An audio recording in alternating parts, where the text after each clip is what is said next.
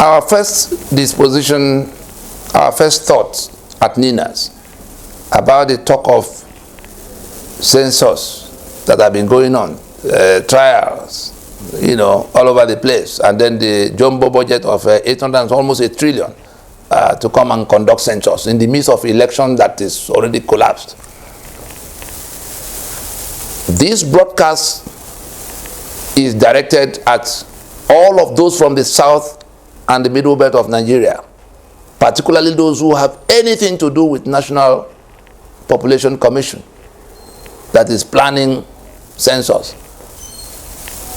What that census is all about, like we warned about the conquest agenda by which the Fulani herdsmen invading were executing the agenda of conquest with collusion from the highest quarters inside government in an ethnic cleansing mission. That mission is still ongoing. The census they're advertising in the midst of, in an election year, is the last desperate attempt to dump the Fulani that have been brought in from all over the subcontinent into the Nigerian space by Buhari and his Fulani kinsmen. We saw when they threw up borders open and how they poured in from everywhere. We remember when El Rufai told us that he went to 16 different countries to give them money to stop coming to kill people. What was that money eventually used for? To procure more weapons. And as they came killing, they got cover, protection from those who should have been stopping them. And now, having brought them in these numbers, with guns in their hands, in our forests and farmlands, and even our communities.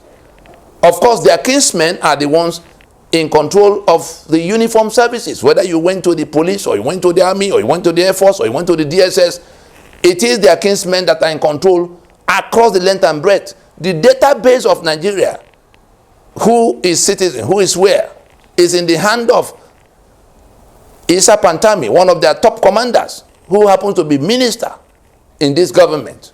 And so the whole desperation to hold a census is to dump that Fulani population on the rest of us. And what does that mean? If this census is allowed to go on, I know the election has already consumed everything. Nobody will mention, but in case somebody is mad enough to talk about census that will be conducted by Buhari before he leaves office or in this period, what will happen is that the Fulani that have been brought in illicitly from everywhere, stationed across the length and breadth of Nigeria, will then become members of your community like every other indigene in that community. So we are going to have the Fulani of Boni documented by Nigeria with their citizenship card or whatever identification you have. That's what they are going to have. They are going to become councillors in your community. They are going to become chairmen of local government area. They are going to become members of House of Assembly in your area. They are going to become governors in your areas. They are going to represent you in Abuja because they will hold equal, citizenship and citizenship, whatever Nigeria issues to its citizens. That's what's going to come from it. You have the Fulani of Ijoland, you have the Fulani of Yoruboland, you have the Fulani of Efik, you have the Fulani of Ogbomosho, you have the Fulani of Tiviland.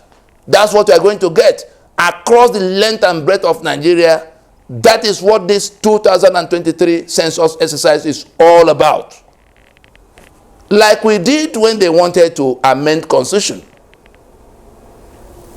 to say local government autonomy, by which they wanted to seize control from Abuja of your communities. They say local government autonomy. But you forget that INEC will then take charge of conducting election into the local government areas. And the council chairman will cease to do business with the governors. Yes, you may say governors are stealing money. But you're going to see something far worse, because the same formula by which Uthman Danfodio came telling the Hausa kings and Hausa people that their kings were corrupt. Therefore, they are bringing purer way of doing things in the Islam that will purge the corruption of Hausa kings.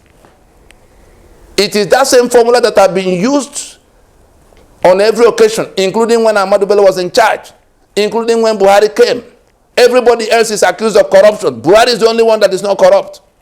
But we saw the role of corruption when Buhari was oil minister under Obasanjo in the military era. 2.8 billion naira, that was $12 billion at the time, grew wings.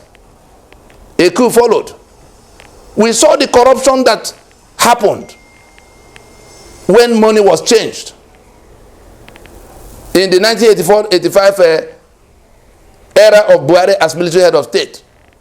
53 suitcases. For the young people that do not know, find out from your fathers and your uncles whether there was an allocation of 53 suitcases at airport when Atiku was a custom controller in charge of the unit, with Buhari as head of state and his chief security officer, Jokolo, Major Jokolo.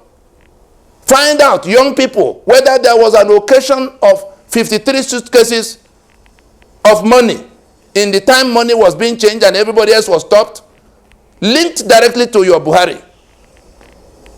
Find out what happened in PTF and the 10% that went with our free projects. All the monies that were supposed to be used to build hospitals and roads, 10% of it consultancy.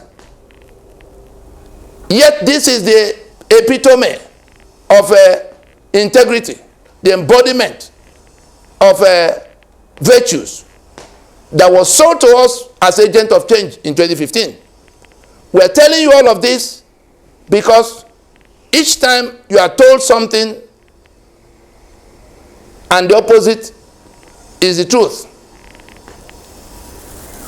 We do not want to talk about the one that happened from 2015 to this time. The kind of corruption that now is being counted or reckoned in trillion. We were crying about millions, and then it became billion. And now we're talking about trillion. Otherwise, who has raised further questions about the 22 trillion ways and means between Muhammad Buhari and Godwin Emefiele? At the time, they should have been answering questions for what happened with the 22 trillion. We're talking about $30 billion here. Between these two men, that money was taken without any form of authorization. It has not been accounted for. And then they threw up this money redesign and the election, and look at what has happened to everybody. The SMEs, the small scale businesses across the country have now been pushed below. Poverty had been deepened into the populace. Even with the intervention of the Supreme Court, Godwin Emefiele was doing the opposite. Buhari went making an announcement. And now they are going to keep you. The killings have already resumed. We saw what's going on in Southern Kaduna and elsewhere. They've weakened all of you. If you do not listen, if you do not wake up, they say national census. All the people from the South and Middle Belt who work in National Population Commission that will be organizing that census, any day they say they are going to commence that census, if you are part of the planning for that census, what you are doing is to enable, to aid the Fulani to dump the people they brought from everywhere, their Fulani stock they brought from everywhere by brigandage, into our communities as indigents. That's what we are aiding them to do. A lot of money has been budgeted. So some of you are going to get 50 million, others got 200 million from it. But the rest of us will be holding you responsible and accountable for how this calamity is being aided to happen. If that census is to happen under the watch of a Fulani president, all of you who work with all the agencies of the federal government, because we don't have a federation.